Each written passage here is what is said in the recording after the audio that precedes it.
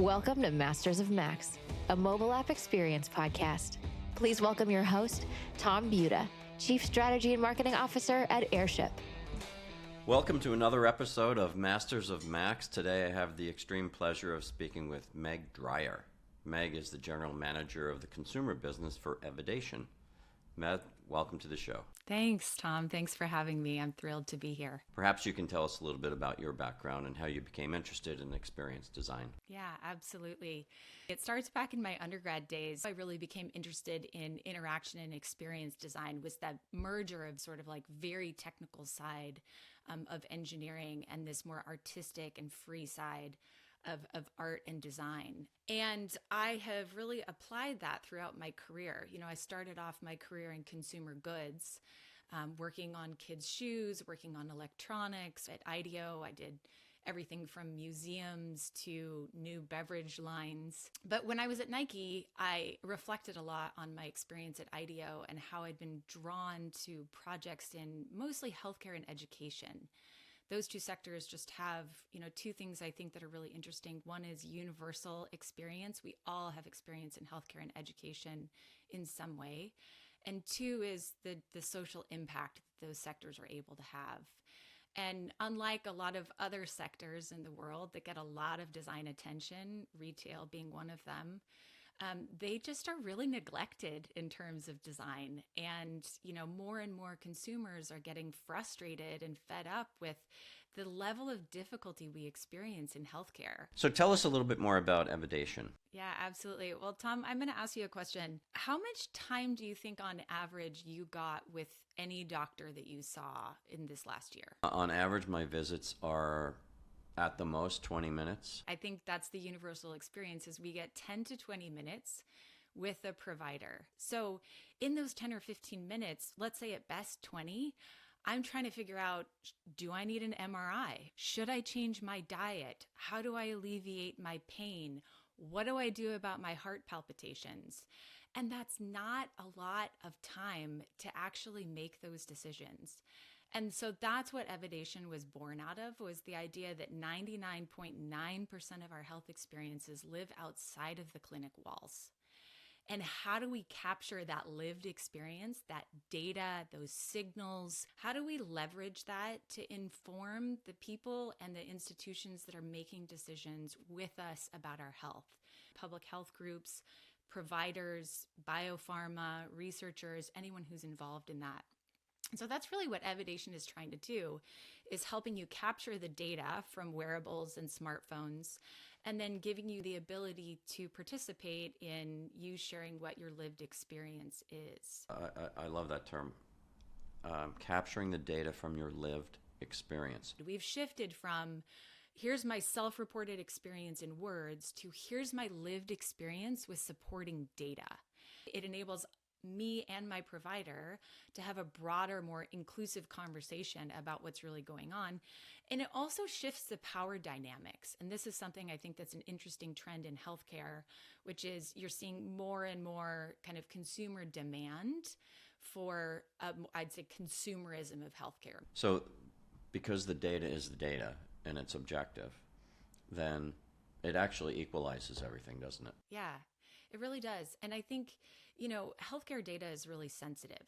And if you want a longitudinal relationship with people, you have to build trust. And in order to build trust, you have to be transparent. And what I'm really focused on from a design perspective is how do you build trust with consumers? Sounds like one of the ways that you're building trust is by putting the control of the sharing of that data in the hands of the consumer. Exactly. We're super transparent about what is going on with your data, and we give you permission to control how and where and when it is used. The idea of transparency is only as good as having control.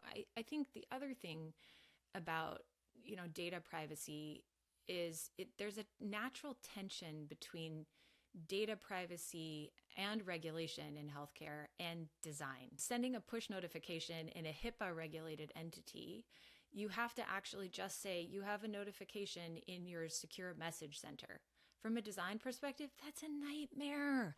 That's like me wanting to bang my head against a wall. Who wants to log into their secure message center? No one. No one has the time. No one has the inclination, et cetera.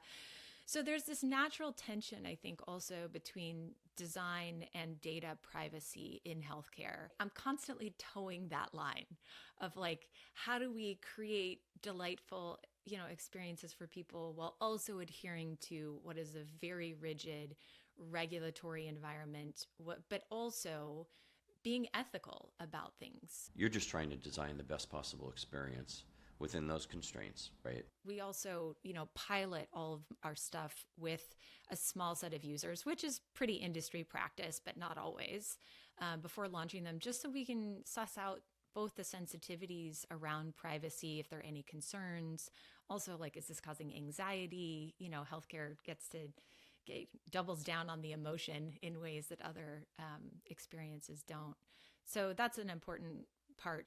And even if our intent is good and we feel like we're communicating, we want to know that from our users. We want to know that they feel secure, that they feel safe, that they feel like they can trust us, that they feel like they have the level of transparency that they need. So what kind of, just give us a little bit more detail on the kind of things that are possible to track. Yeah. So anything you can track via wearable, so sleep, heart rate, pulse oximetry, activity level, water intake, nutrition, anything like that are people kind of self-tracking. And then in addition to that, we track reported experience or lived experience through surveys that we issue people. For example, we have one around the flu, which, over 150,000 people participated in, where we would kind of monitor in the background your activity data and things like your body temperature and et cetera. And if we saw a notable change in those things, we would prompt you with hey, we think something's going on. We combine that with publicly available data about flu rates to say, are you experiencing flu-like symptoms? And if the answer is yes, then we would ask you a little more detail about that. Like, okay, which ones of these are you, experiencing? And if we saw, positive results to all of that, we would recommend that you go talk to your physician. As you know, there's some flu medications that are really helpful in managing symptoms, but you have to get them in the first 48 hours. And so that becomes really critical for treatment, but also becomes critical from a public health standpoint. Part of what's really interesting and what I've learned about healthcare is, Evidation as an app, we reward people for taking healthy actions, and we, try and get people to participate in their health. And so we have a point system. So if your activity level, your sleep levels, we monitor those, and then we give you points for taking healthy actions. That's the extrinsic reward. But in the tons of research that I've done with our community, which is now over 5 million, people. Oh, wow. I was going to ask about that. Yeah. The reason people stay with Evidation is because they want their healthcare experience to mean something. And I'm going to just pause there because, it's actually really important for people, for their lived experience with health, to impact positively the experience of others in the advancement of healthcare for all. And that has been so surprising to me and so powerful. Maybe you've had a New Year's resolution, maybe, a family member, some critical moment has occurred in your life that you've decided to take a little bit more control. How do you keep people at it so it becomes part of their life? This is my favorite question. And in doing a lot of qualitative research, we started to notice this pattern, which is high engagement falling off. But what we noticed was if you designed for the off moments, you keep that longitudinal engagement over time. Rather than saying, I want you to engage in your health all the time, which just isn't realistic. If you are trying to force someone in your app or your experience to maintain that high level, they drop off. If you craft an experience where it's okay for it to take a back seat for a while, then they'll kind of come back on their own. If all you want to do is go about your daily life, you've connected your wearable to Evidation, you'll continue to earn points. And so I think any app that's focused on health or, even focused on behavior change or whatnot has to think very carefully through purposefully designing for off moments so that people can re-engage when they're ready. Well, thank you very, very much, Meg. It's been great chatting with you, and we really appreciate your time. Well, thank you, Tom. It's been likewise a delight.